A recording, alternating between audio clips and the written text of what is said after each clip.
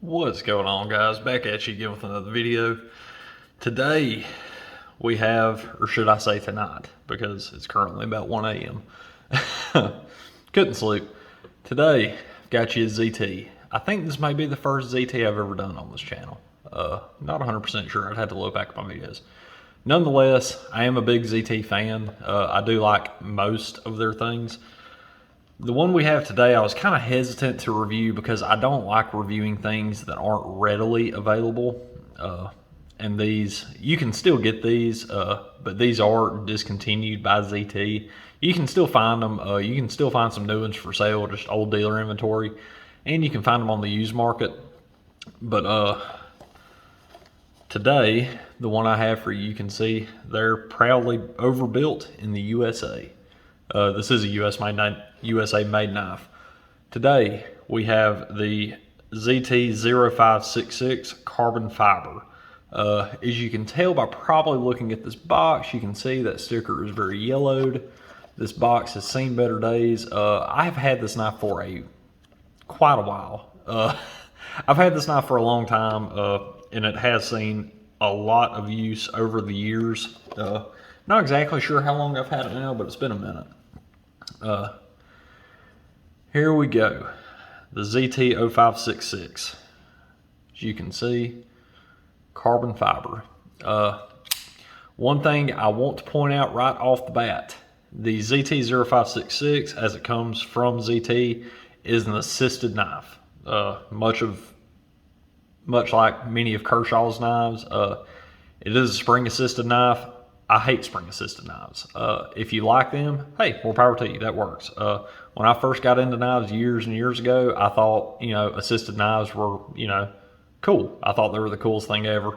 Since then, I've grown up a little bit and just kind of got to the point I'm not crazy about them. I prefer a manual knife most of the time, unless it's something like an out the front or something like that. Most of the time, I prefer a manual.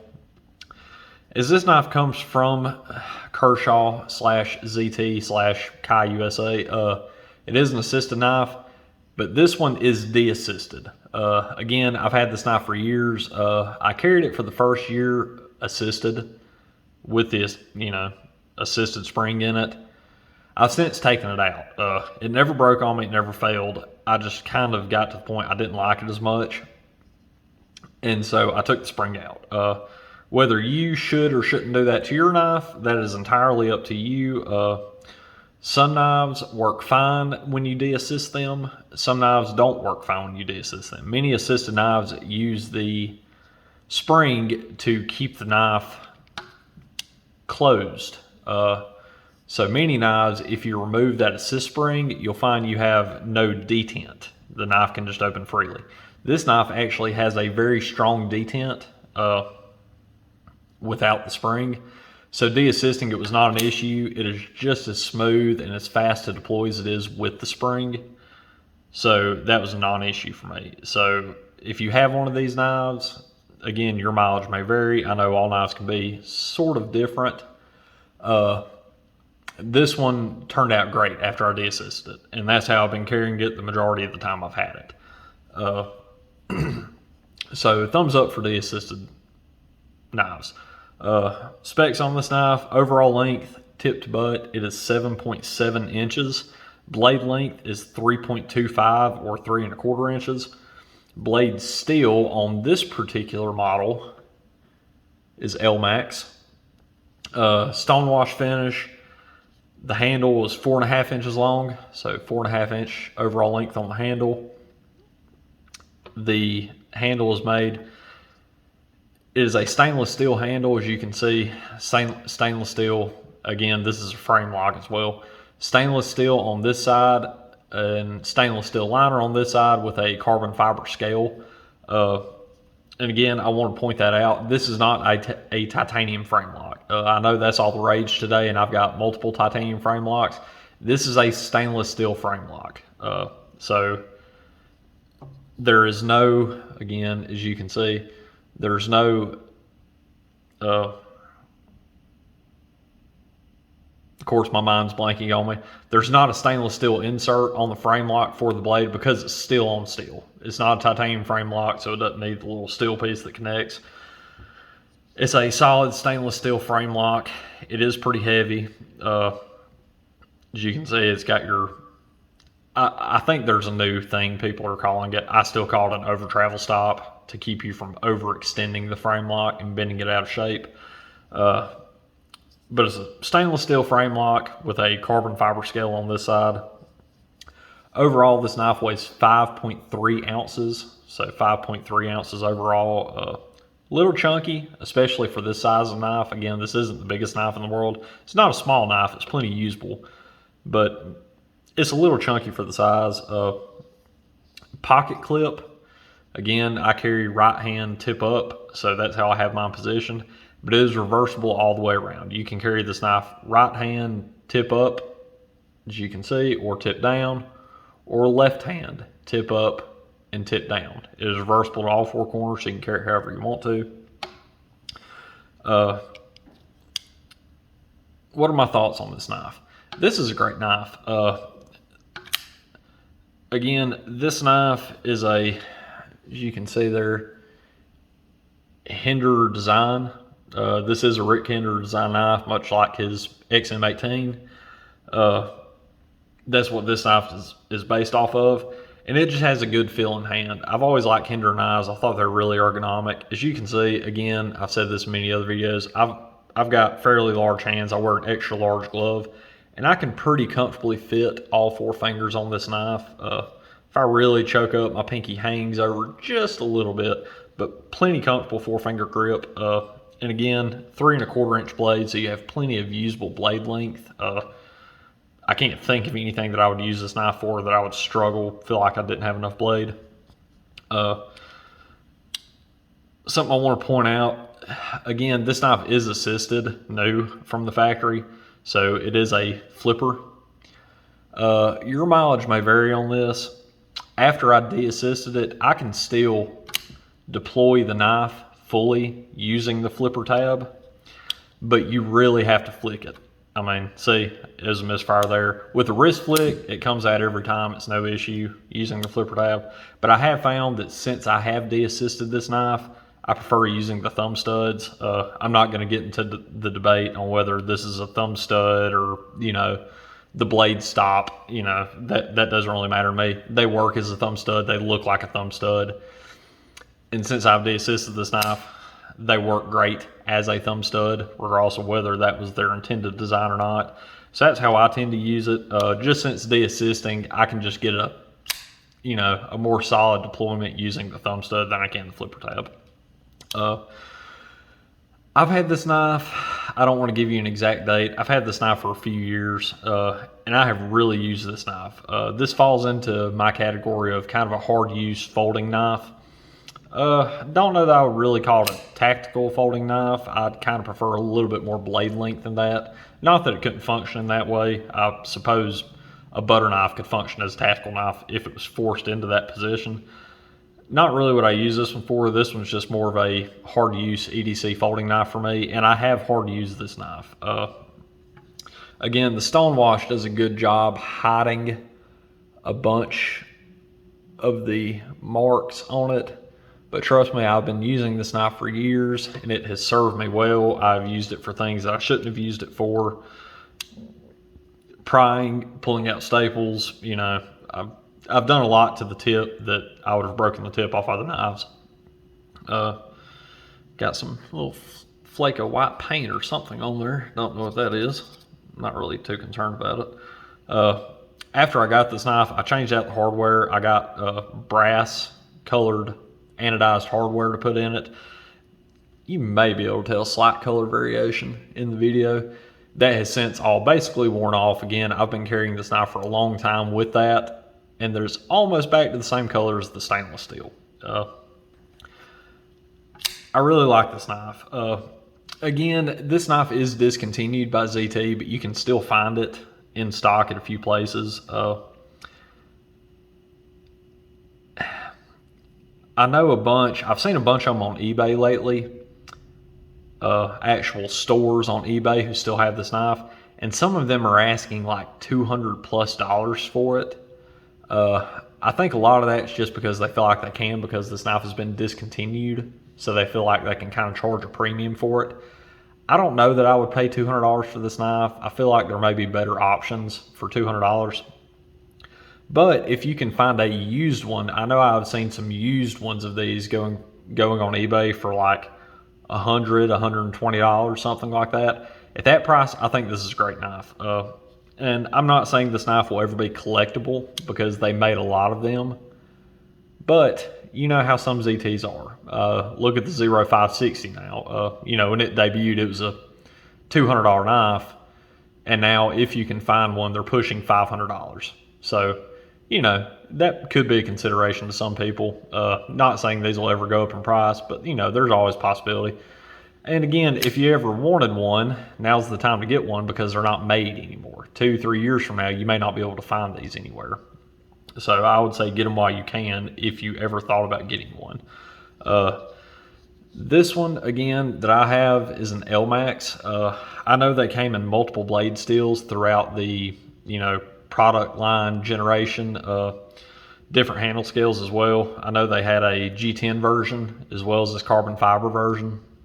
I'm wanting to say they had an S30V version and an S35VN version. I could be wrong about the S30V. I'm not 100% sure, but I have the L-Max. What do I think about L-Max? It's fine. I just kind of group it in with S30, S35. It's not the best steel I've ever used, but it's way better than a lot of stuff you could use. It's really a non-issue to me. It sharpens fine. It holds a decent edge. It doesn't chip out very readily. Yada yada. It's fine with me. This knife actually does need a resharpen. I don't know how good the camera will pick it up. Not very good. This blade is a little scuffed up.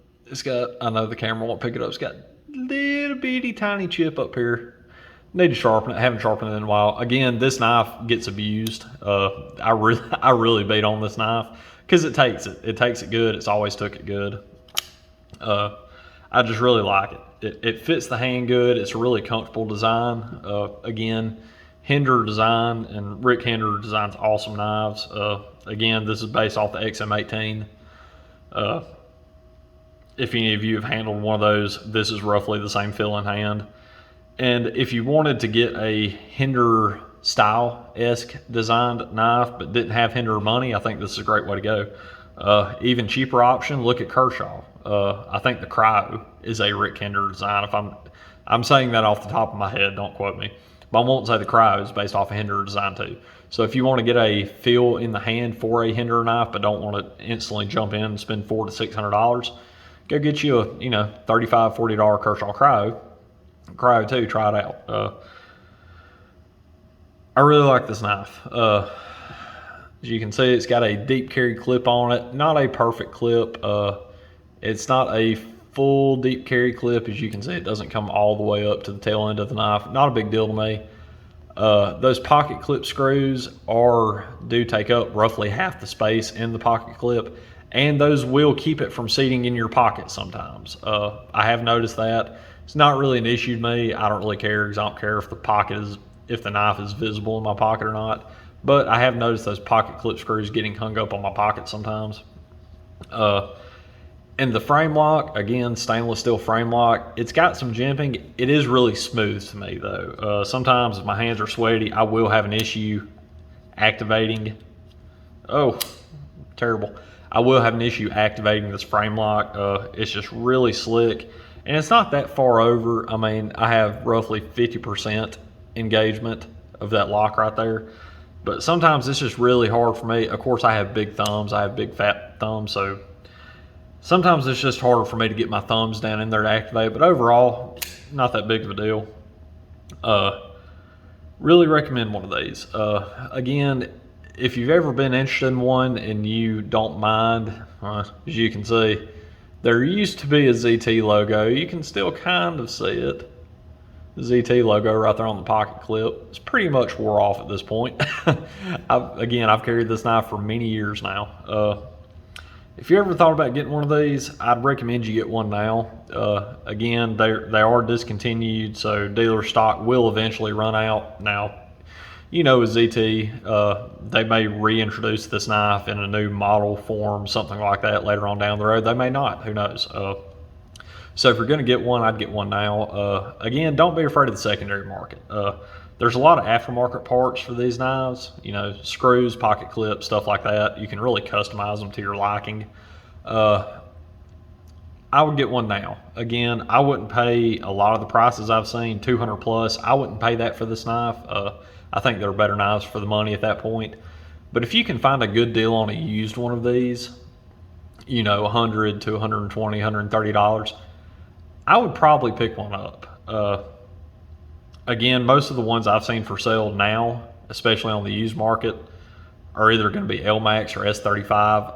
Either one, pick your poison. It doesn't really make a difference to me one way or another. I would just get one. It's a great little knife. And again, Deassisted, it works just fine. If you're a fan of assisted knives, hey, good for you. That's what it comes as. If you're not, there are plenty of videos on YouTube showing how to deassist these knives, or ZT knives, or Kershaw knives in general. It's not a hard process. Pull the scale off basically and pull the spring out. It's about all there is to it. And it's not a one-way plane ticket. If you take the spring out and you decide you like it more, if you did like it more assisted than you do deassisted, you can just put the spring back in. It's no big deal. Yeah, I just want to show y'all guys this one. Big ZT fan. Again, I'm not sure. This may be the first ZT knife I've ever reviewed. I'd have to check back and look, but I am a really big ZT fan, especially more of the early years back when ZT was, kind of first came on the radar for building those big, heavy, overbuilt knives. That's what I like. That's what I like from ZT. Not that some of their newer knives aren't nice. They make some really nice knives. I just like the really big, bulky, overbuilt designs. I think that's kind of what made them famous and what a lot of people fell in love with ZT4 in the first place. And again, Hinder collaboration. ZT has done a lot of those. This one, the 0566, the 0562, the 0560. There are some more of them. Rick Hinder is a great knife designer. I really like his designs. They're comfortable, they work, they feel good in hand. And again, if you can't afford $400 or $500, $600 for a Hinder knife, pick you up one of these, fraction of the price. Show y'all a few size comparisons real quick. This is the QSP Penguin in brass, copper, brass, I think. On bottom, and then on top, we have a Paramilitary 2. It's all roughly the same. As you can see, it sits right in the middle. PM2 is probably half an inch longer overall than the ZT. And the QSP Penguin is about half an inch shorter overall than the ZT. Blade length is fairly comparable. The Penguin's going to have a little bit shorter blade, but the blade length on at least the cutting edge length on the PM2 and the ZT are fairly comparable. And just as a note, I know everyone loves the PM2. I love the PM2. Obviously, that's why I have this one. I've had this one for years now, and no, these aren't factory scales. These are an aftermarket pair of Rip's Garage Tech. I think these are the brown linen micarta scales. I've had these on here for a while. I'm not 100% sure what they are. They're Rip's Garage Tech, but I think they're brown linen micarta. I know this is everybody's love child for an EDC knife, and I do like it. I carry my PM2 a lot. My only issue with the PM2 is the really fine tip on there. I'm really hard on my knives, and I've never done it. And I know I probably don't give Spyderco enough credit, but I'm always scared I'm going to bust the tip off that PM2 eventually one day, or my Para 3, or something like that. In comparison, if I can get them lined up in the light, as you can see, the tip on that Hinder is a lot thicker. It's a lot beefier of a tip. The overall stock is roughly the same back here on the back end, but as you thin out towards the tip, that ZT just carries a lot more thickness out all the way to the tip than the Spyderco does. That's why on a normal everyday off work type deal, a lot of time I'll carry the paramilitary too, just because it's a lot lighter. It's just a lot lighter knife to carry. But when I need to do some work, when I know I'm going to be doing some work, potentially destructive work, a lot of time I'll carry the ZT. This out of all my knives, this and one or two others receive most of my pocket time, just because I've got enough to do during the day that I don't want to have to worry about my knife failing on me. I don't want to have to think every time I go to cut something, oh gosh, hope there's not a staple, hope I don't catch it on a rock or, something that I'm going to bust my knife up. I don't worry about that with this knife. I've put chips in the blade, I sharpen them out. Doing stuff I shouldn't. Never busted the tip on this knife. Don't ever see myself busting the tip on this knife using it the way I do. It's just a good, hard use, fair priced, premium USA made knife. Again, this knife is a USA made knife. And you can see it right there on the blade, USA L Max. And just for the record, my knife, these are serial numbered. My knife is number 814. So 0814. Just for anyone who is, curious about that. They are all, I don't get into the whole serial number history of these knives. I know they go up, into probably 4,000 or 5,000, something like that. Mine's 814. Mine was a fairly early knife, but I just love it. I love this knife. Anyway, try to end this one now. If y'all have any questions on these knives, either one of them, either one of these, any other knife in particular that you would like to see, that you have any questions about, please let me know. I'd be happy to answer them for you. Again, if you like what you see, consider hitting that subscribe button. It really helps me out. The YouTube algorithm, small YouTubers, it's hard getting started because, it's just, you don't pop up in the searches as much until you start getting the numbers on your side, more likes, more subscribers, more views. So if you like what you see, hit that subscribe button, hit that like button, turn on the notifications. Again, I try to post 1 to 2 videos a week if time allows. Sometimes I post more, sometimes I post less, but I do work a full-time job on top of this, so I do what I can. But anyway, guys, hope you like what you've seen. If you did, remember, subscribe, like. Till next time, hope y'all guys have a good day. Take it easy.